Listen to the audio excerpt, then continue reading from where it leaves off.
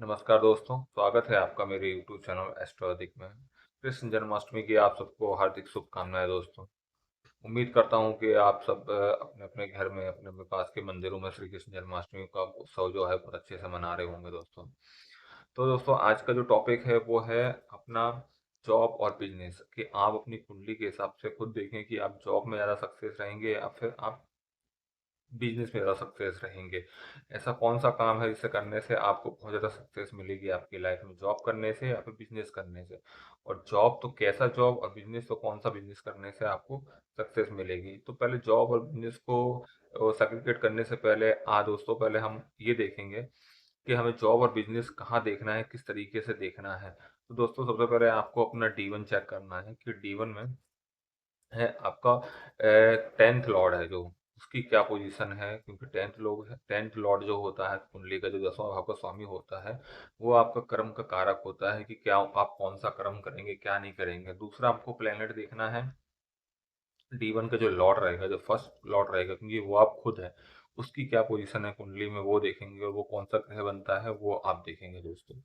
तीसरा जो आप देखेंगे वो देखेंगे शनिदेव की क्या पोजीशन है आपकी कुंडली में। ये शनिदेव जो है काल पुरुष कुंडली के हिसाब से 10th हाउस के लॉर्ड हैं, और नॉर्मली वो कारक ही हैं, कर्म के कारक उन्हें कहा जाता है। तो आपको ये जो 3 पॉइंट है वो आपको बहुत खास देखना है। आपका लग्न लॉर्ड, 10th हाउस लॉर्ड कौन है आपकी कुंडली में, यहाँ पे सैटर्न भी हो सकते हैं या फिर और कोई प्लेनेट हो सकता है। दूसरा शनि की क्या पोजीशन है आपकी कुंडली में।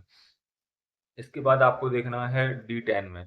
D10 में आपको क्या देखना है, D10 हमारा जो 10th हाउस होता है उसका जो पर्टिकुलर उसको करा गया है, उसको सेग्रीगेट किया गया है, उसको दसम भाव में बांटा गया है, क्योंकि एक जो भाव होता है वो 30 डिग्री का होता है। उसको अगर हम और एक्सप्लोर करते हैं और खोलते हैं तो वो उसका जो 10वां भाव जो होता है वो अपना बनेगा D10। तो D10 में आपको सबसे पहले देखना है D10 के लग्न लॉर्ड की क्या पोजीशन है, एंड देन D10 के 10th लॉर्ड की क्या पोजीशन है। ये दो मेन प्लेनेट है जो D10 में देखना है। प्लस D1 का जो आपका लग्न लॉर्ड था वो 10th लॉर्ड में क्या पोजीशन रखता है, एंड देन आपका D1 का जो 10th लॉर्ड है वो D10 में कहाँ बैठा है, किसके साथ बैठा है, वो आपको चेक करना है दोस्तों।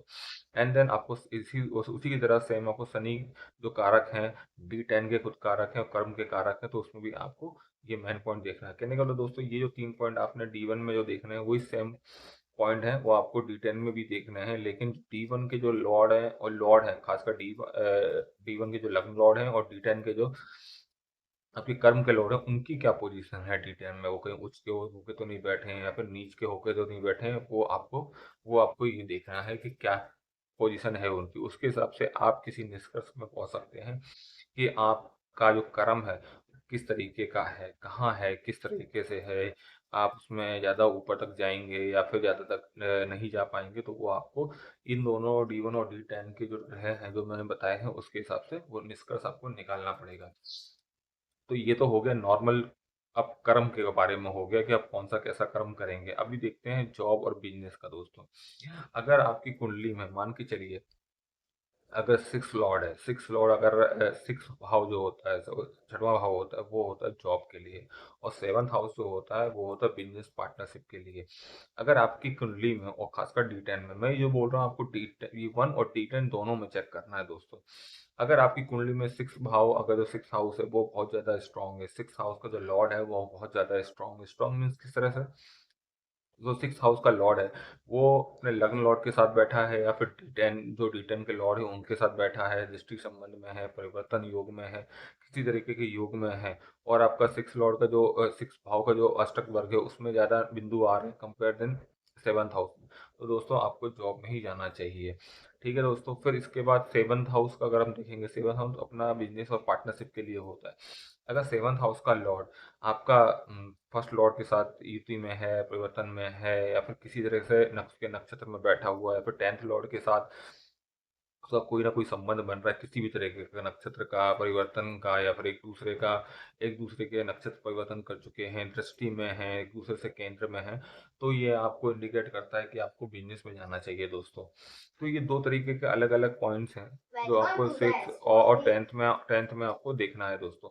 और खासकर ना आपको यही जो चीज है आपको देखनी है D10 में भी देखनी है दोस्तों, क्योंकि D10 में जो देखेंगे आप वही सेम पोजीशन देखेंगे कि हाउस की जो लॉर्ड की क्या पोजीशन है और सेवंथ हाउस क्या लॉर्ड की पोजीशन है।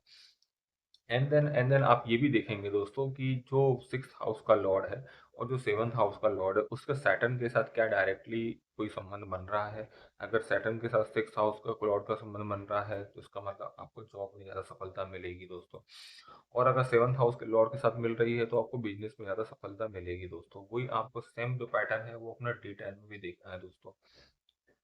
और मैं एक कॉमन थिंग बोल देता हूँ सर, एक कॉमन मतलब कुछ पॉइंट बता रहा हूँ जो एक कॉमन है, लेकिन ये फाइनल नहीं है। फाइनल निष्कर्ष पहुंचने के लिए बहुत कुछ देखना पड़ेगा दोस्तों आपको, जिस तरह से मैंने बताया है।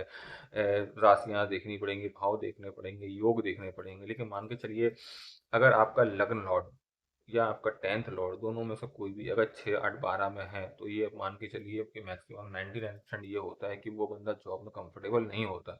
वो नॉर्मली ज़्यादातर होता है बिजनेस में ही जाता है, क्योंकि जो लग्न लॉर्ड है और जो टेंथ लॉर्ड और लग्न लॉर्ड दोनों पे ये एप्लीकेबल होगा। अब वो 6 8 12 में कंफर्टेबल नहीं है, वो खुद कंफर्टेबल नहीं है, वो किसी के मतलब किसी के नीचे काम नहीं कर सकते दोस्तों। वो खुद अपना खुद का इंटरप्रेन्योर जो होते हैं वो खुद बनना चाहते हैं, अपना खुद का बिजनेस करना चाहते हैं। तो अगर फर्स्ट फर्स्ट हाउस लॉर्ड और टेंथ हाउस के लॉर्ड की आपकी पोजीशन आपने 6 8 10 में देखी तो बहुत ज़्यादातर चांसेस हैं कि आप है ना बिजनेस ही करेंगे। और वही पोजीशन अगर आपको सेम रिपीट अगर हो रही है, आपको टेंथ D10 में हो रही है, तो फिर बहुत ज़्यादा चांसेस हो जाते हैं कि आप इसमें ही जाएंगे दोस्तों। क्योंकि लग्न लॉर्ड और टेंथ लॉर्ड की जो पोजीशन है 6 8 12 में कंफर्टेबल वो आप नहीं माने जाते हैं दोस्तों। और जो दूसरा दो आपको कारक देखना है वो आपको सैटर्न देखना है। सैटर्न के साथ बुध को भी देखना है, क्योंकि बुध बिजनेस का कारक माना जाता है। बिजनेस अगर पर्टिकुलर बात करें तो बिजनेस के लिए बहुत कारक माना जाएगा दोस्तों। तो आपको सैटर्न और बुध का भी पोजीशन देखना है कि क्या पोजीशन है। कहीं आपके लग्न लॉर्ड या टेंथ लॉर्ड के साथ सैटर्न या फिर बुध का कोई सहयोग तो नहीं बन रहा, कोई कुछ साथ में तो नहीं आ रहे हैं। और अगर आपके लग्न लॉर्ड बुध और सैटर्न या फिर टेंथ लॉर्ड बुध और सैटर्न के अगर बहुत क्लोज कनेक्शन बन रहा है, युति से, दृष्टि संबंध से, त्रिकोण से, नक्षत्र से, तो मान के चलिए आप बहुत सारे टाइम पे बिजनेस ही करेंगे दोस्तों। और वही वही सेम जो पोजीशन है वो आपको टेंथ D10 में भी रिपीट करनी है, क्योंकि D10 में अगर आपको ये देखना है तो कुछ के लिए कुछ खास अलग से कुछ रूल्स नहीं होंगे। ये जो रूल्स हैं वही वहाँ पे फॉलो अप करने चाहिए या फिर रिपीट होने चाहिए। अगर फर्स्ट D10 में रिपीट हो रहे हैं लेकिन D10 में रिपीट नहीं हो रहे तो बहुत सारे चांसेस हैं कि जो रिजल्ट्स हैं वो बदल जाएंगे दोस्तों। इसके लिए ना आपको D1 और D10 में दोनों में ही देखने हैं दोस्तों, क्या रिजल्ट्स आ रहे हैं क्या रिजल्ट्स नहीं आ रहे हैं। एंड देन दूसरा आपको जो सबसे ज़्यादा जो प्रायोरिटी रखनी है वो सैटर्न पे रखनी है, क्योंकि सैटर्न टेंथ लॉर्ड का मेन कारक है, कर्म का कारक है। तो उसकी पोजीशन आपको जरूर देखनी है दोस्तों।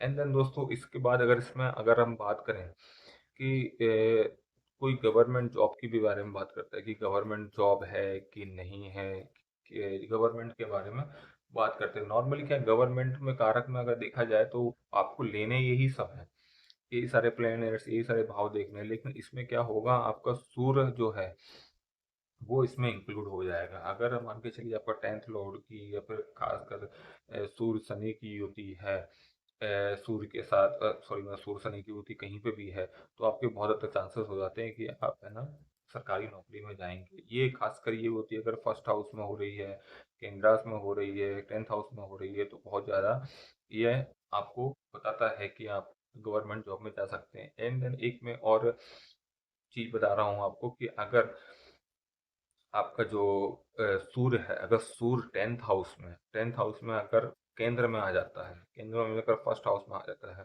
तो बहुत हद तक चांसेस है कि आप गवर्नमेंट जॉब में जाएंगे।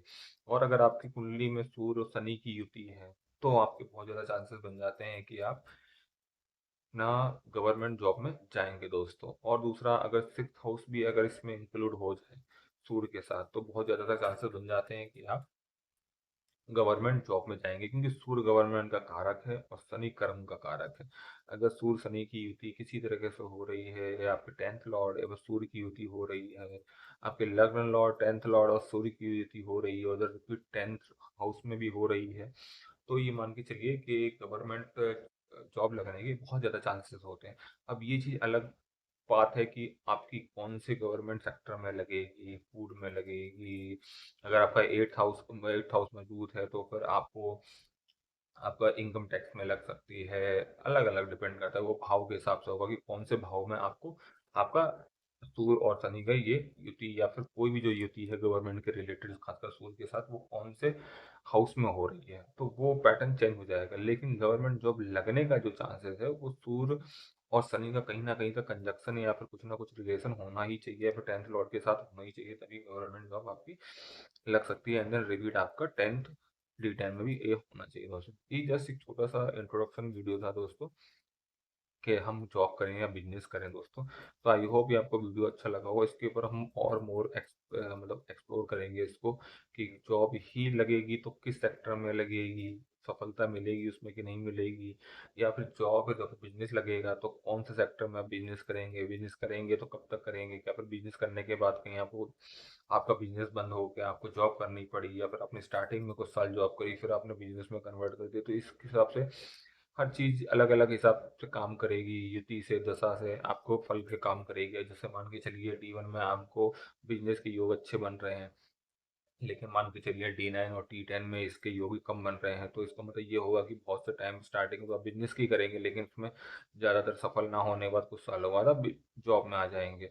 और वैसे ही आपको D1 D9 D10 में आपको अगर बिजनेस सॉरी जॉब के अच्छे योग लग रहे हैं, और लेकिन ये जॉब के जो योग हैं वो D9 D10 में कंटिन्यू नहीं हो रहे हैं, तो मान के चलिए स्टार्टिंग में आपने जॉब करी थी, बाद में बिजनेस में आ गए दोस्तों।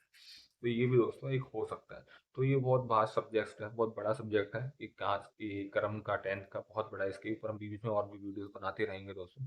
तो अभी तक के लिए दोस्तों धन्यवाद। अगर आपको वीडियो में कुछ भी क्वेरी है तो आप मुझे मैसेज करिए, मैं आपको मैसेज रिप्लाई करूंगा दोस्तों। तब तक के लिए जय श्री श्याम, नमस्कार।